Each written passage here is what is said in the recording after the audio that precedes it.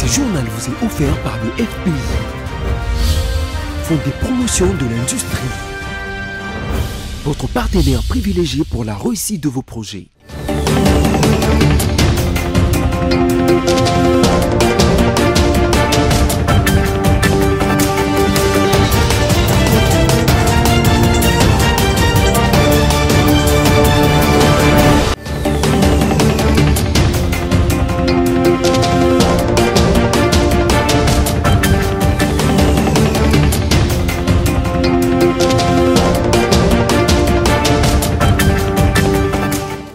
Un nouveau journal sur BC Télévision. Mesdames, Messieurs, bonsoir. Bienvenue dans cette édition dont voici les sommaires.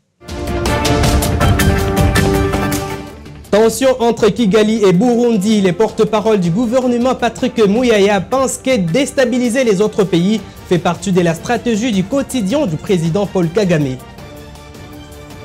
Le nouveau président du Libéria, Joseph Boakai, 79 ans, a montré des signes de grande fatigue, amputé par son entourage à la forte chaleur lors de sa cérémonie d'investiture. Encore une fois, bienvenue si vous nous rejoignez. Venez pour prendre part à l'investiture du chef de l'État, Félix Tshisekedi. Quelques chefs d'État et de délégations se sont entretenus avec le président de la République. Ces entretiens s'inscrivent dans l'objectif de consolider les relations diplomatiques entre la RDC et d'autres nations. Je vous propose de suivre ces reportages de la presse présidentielle. Moi, Monsieur Tshisekedi Tshilombo Félix Antoine.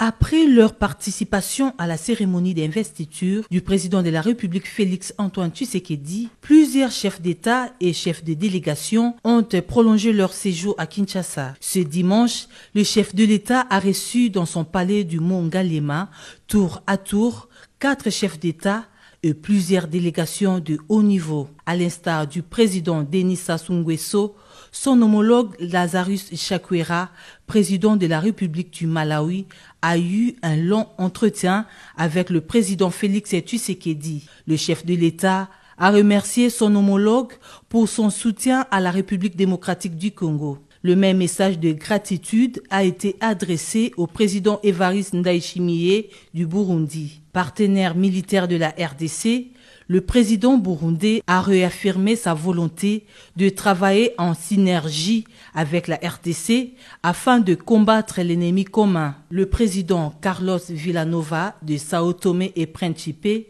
a aussi eu un long entretien avec son hôte. L'envoyé spécial de la Chine est venu à son tour féliciter le président Tshisekedi et lui faire part de la volonté de son pays à entretenir d'excellentes relations de coopération avec la RDC. Le représentant du président de la Serbie, Alexandre Vučić, a aussi apporté le message de félicitations de son chef de l'État adressé au président Tshisekedi. Tous ont félicité le président de la République pour la confiance qu'il a obtenue de son peuple et sa détermination d'œuvrer pour le développement de la République démocratique du Congo. Tout juste après l'investiture du président Félix Tshisekedi, le porte-parole du gouvernement Patrick Muyaya a, dans un entretien accordé à nos confrères de France 24, éclairé l'opinion sur plusieurs points, notamment le déroulement des élections du 20 décembre dernier, félicitant en outre la CENI et le gouvernement du fait que ces processus électoraux se soient déroulés de façon équitable en RDC. On l'écoute. Écoutez, le président de la République a été brillamment réélu par les Congolais dans toute la République démocratique du Congo. J'ai eu le privilège de faire quelques étapes durant sa campagne électorale. C'était juste phénoménal, l'espoir qu'il a incarné pour tous ces peuples. Et vous avez vu, pour la première fois, en tout cas depuis 2006, nous avons eu un processus électoral qui a été dit équitable par le Centre Carter. Tous ceux qui voulaient être candidats l'ont été. Tous ceux qui pouvaient faire campagne l'ont fait. Et à la fin de la journée, les Congolais l'ont plébiscité. Pourquoi? Parce que justement, il a un plan clair, que ce soit sur la question du retour de la sécurité dans l'Est de la RDC, sur les questions économiques des développements, sur la place de la femme, la place des jeunes. Je crois que le projet que le président de la République a porté, c'est ce qui a justifié justement ce raz-de-marée qu'il a obtenu à la fois au niveau présidentiel, mais aussi au niveau législatif national et au niveau provincial. Et donc, le président de la République, avec toute cette légitimité, comme il aime à le dire, dans une expression courante chez nous, qu'il doit aux Congolais, qu'il est très endetté par des Congolais. Et la prise de pouvoir ce 20 janvier marque justement les débuts du travail. Et je peux vous assurer que l'énergie a encore été démultipliée. Vous savez, ce qui est bien en République démocratique du Congo, c'est que nous sommes en train de consolider notre démocratie. La même mission d'observation électorale mandatée par l'Église catholique et protestante a dit qu'il y avait un candidat qui dépassait largement, majoritairement, tous les autres candidats. Et donc, il n'y a pas des polémiques à avoir sur la réélection massive du président de la République. Mais ici, Marc, il faut qu'on note que nous sommes à notre 4e processus électoral. Nous n'attendions pas à avoir des élections parfaites. Les réactions continuent de tomber après l'investiture du président Félix Tshisekedi. Enoch Sikissi, cadre du Congo Uni, parti politique cher à Maître Kazi, depuis Paris, félicite le chef de l'État pour son 2e mandat et pense en même temps que ce 2e quinquennat apportera les bons résultats sur le plan sécuritaire et les social des Congolais. Et le gens au téléphone par notre rédaction. Alors c'est avec une grande fierté et un profond respect que je félicite le président Félix-Antoine Tshisekedi Tshilombo pour son investiture en tant que président de la République démocratique du Congo.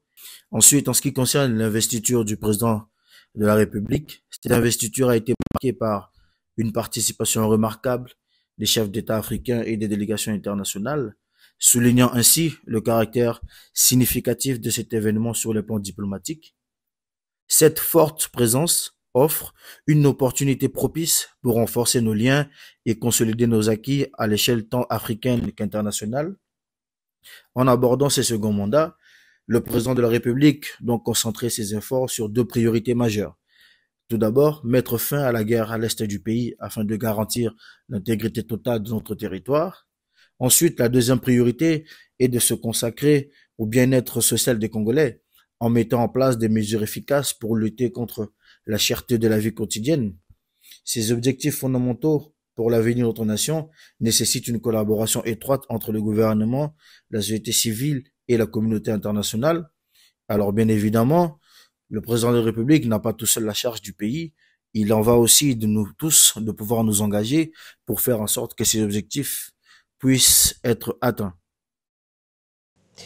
Toujours à la présidence de la République, le chef de l'État s'est entretenu hier lundi 22 janvier 2024 avec le secrétaire d'État américain Anthony Blinken par téléphone. Ces 2 personnalités avaient privilégié durant leur conversation la question des tensions entre la RDC et le Rwanda. Yves Mayele.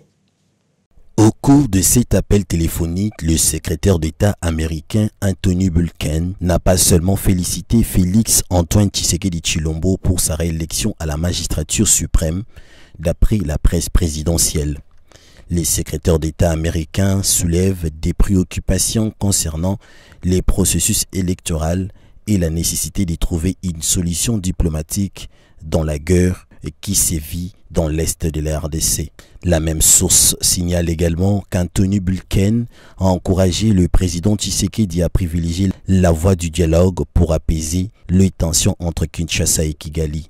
Ces 2 personnalités ont convenu de la nécessité de trouver une solution diplomatique pour mettre fin à cette crise et instaurer la paix et la stabilité dans la région. Au sujet de l'organisation des élections, Blinken a exhorté le chef de l'État congolais à donner suite aux préoccupations soulevées par les observateurs internationaux concernant les scrutins, en renforçant la confiance dans le processus électoral à venir. Après une conférence dans la capitale congolaise où le président burundais Ndayishimiye avait traité Paul Kagame de menteur devant le GEN, des déclarations qui ont accentué des tensions entre les 2 pays, les autorités rwandaises accusent Ndayishimiye d'inciter le GEN à renverser le pouvoir à Kigali. Suivez. Évariste Ndayishimiye a exposé la nature des relations entre son gouvernement et celui du Rwanda lors d'une rencontre avec la jeunesse congolaise le dimanche dernier.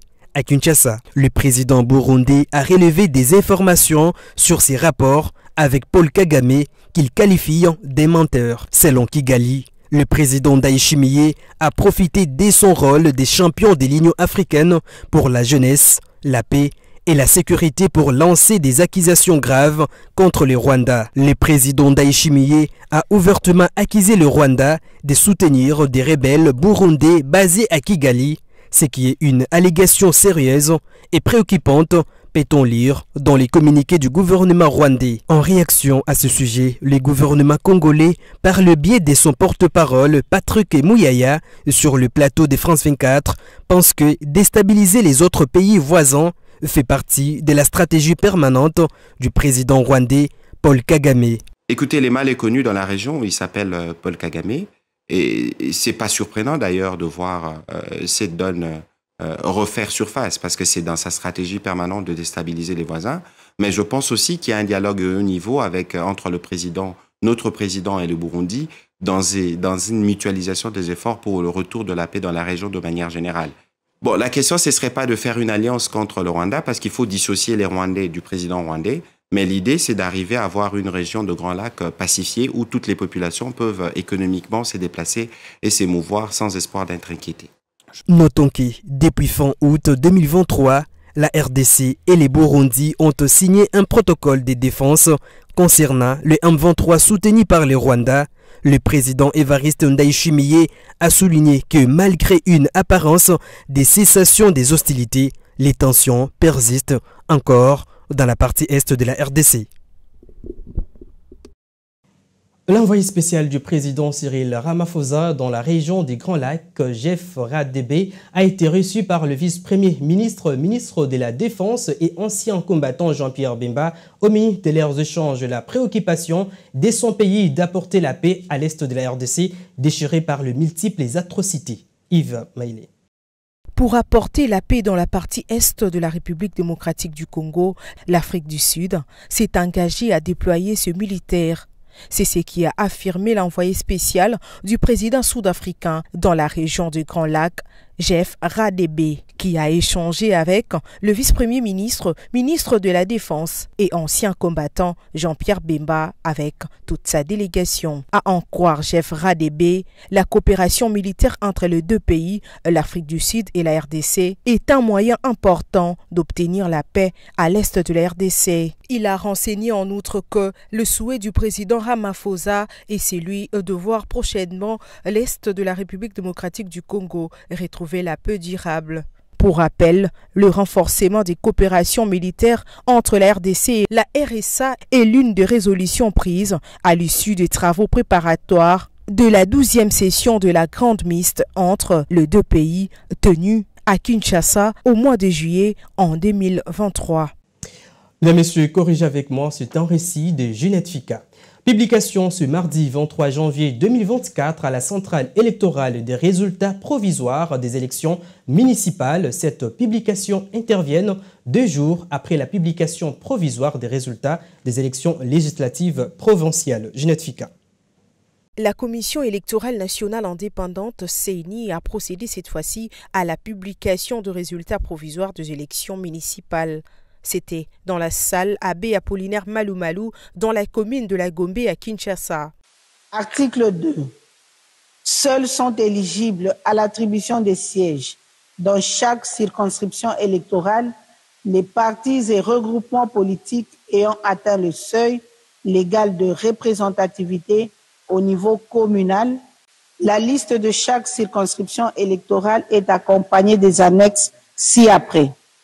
L'annexe 1 reprenant la liste des partis et regroupements politiques ayant atteint le seuil légal de représentativité au niveau communal et de ceux ne l'ayant pas atteint. Dans la province de Bazuélé, par exemple, à Bouta, dans la circonscription des Babaté, le parti politique et regroupement ayant atteint les seuils sont le suivant: AGPC ainsi que AAUNC. À Kinshasa, dans la commune de Kasavubu, tous les conseillers communaux proclamés ce mardi par la CENI sont du parti présidentiel UDPS. Il faut dire que la publication des élus conseillers communaux vient clore le travail provisoire de la Commission électorale nationale indépendante en RDC. Reste alors aux cours et aux tribunaux d'examiner les recours introduits par les candidats, regroupements politiques et partis politiques. Et en société, arrêtés dernièrement par la police nationale congolaise, les criminels communément appelés Kuluna, dans les communes d'Ngalima, Mongafula et Massina ont été transférés à la prison militaire de Ndolo le lundi 22 janvier 2024. À en croire les services des communications du commissaire provincial, ce présumé criminel vont comparaître à une audience le 25 janvier prochain. Ginette Fika revient. La police nationale congolaise de Kinshasa a transféré le lundi 22 janvier 2024 à la prison de Ndolo de présumés criminels appelés communément Kuluna, arrêtés la semaine dernière lors de bouclages nocturnes dans 3 communes de la capitale congolaise Kinshasa. Selon le commissaire provincial de la police, Blaise Kilimbalimba, plusieurs charges sont retenues contre ces présumés criminels, à savoir la détention illégale d'armes à feu avec munitions, meurtre et tant d'autres crimes. D'après le service de communication du commissaire provincial de la police, une audience est prévue le jeudi 25 janvier 2024, au cours de laquelle ces Kuluna vont comparaître. Sur ce, il demande aux victimes des actes de ces derniers de se présenter devant les instances de la police, enfin de se faire identifier et obtenir les orientations nécessaires. Je l'ai annoncé au sommaire. À 79 ans, révolu et quelques signes de faiblesse se laissent remarquer, le nouveau président du Libéria s'élance sur les chantiers du respect de l'État, la lutte contre la corruption et le rétablissement de l'espoir pour la jeunesse dans un pays aux énormes défis économiques. Porté devant une foule de partisans par ses prédécesseurs George Weah et Ellen Johnson Sirleaf, le nouveau président du Libéria, Joseph Boakai, a prêté serment lundi dans la capitale Monrovia, un appel à l'union.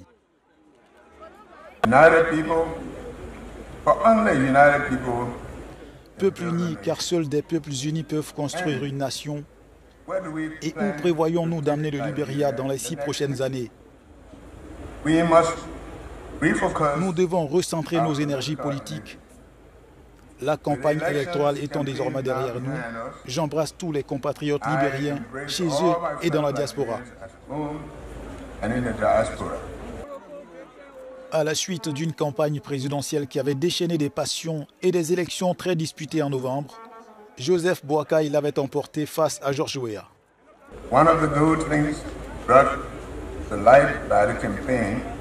L'une des bonnes choses que j'ai appréciées dans la campagne et facilitée par les réseaux sociaux, c'est que les Libériens de tous les horizons s'engagent dans le débat national sur notre passé, notre présent et nos perspectives d'avenir.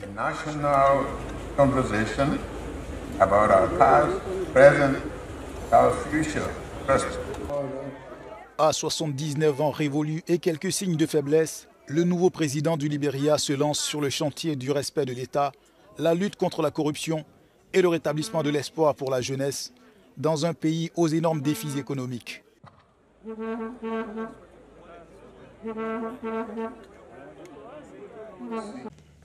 Prenons cette information en bref. Avant de nous quitter, la Confédération africaine de football CAF annonce l'ouverture d'une enquête contre la Fédération royale marocaine de football et la Fédération congolaise de football FECOFA après les incidents qui ont marqué la fin de la rencontre entre le Maroc et la République démocratique du Congo dimanche dernier, comptant pour la 2e journée du jour 9 de la Coupe d'Afrique des Nations CAN Côte d'Ivoire 2023. La CAF ne fera aucun autre commentaire sur cette affaire jusqu'à ce que l'enquête soit terminée. Pour la petite histoire, un échange tendu a eu lieu entre les capitaines des Léopards, Chancel Mbemba, et les sélectionneurs des Lions de l'Atlas Walid. À la fin du match, ces derniers auraient tenu des propos discourtois à l'endroit du capitaine congolais en le traitant des nègres.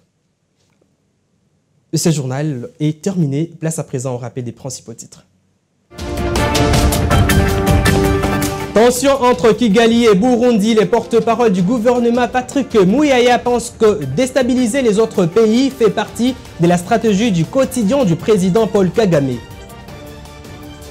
Vous l'avez suivi dans ce journal, le nouveau président du Libéria, Joseph Boakai, 79 ans, a montré des signes de grande fatigue, amputé par son entourage à la forte chaleur lors de sa cérémonie d'investiture. Ce journal est complètement terminé. Merci de votre fidélité. Au revoir et à la prochaine.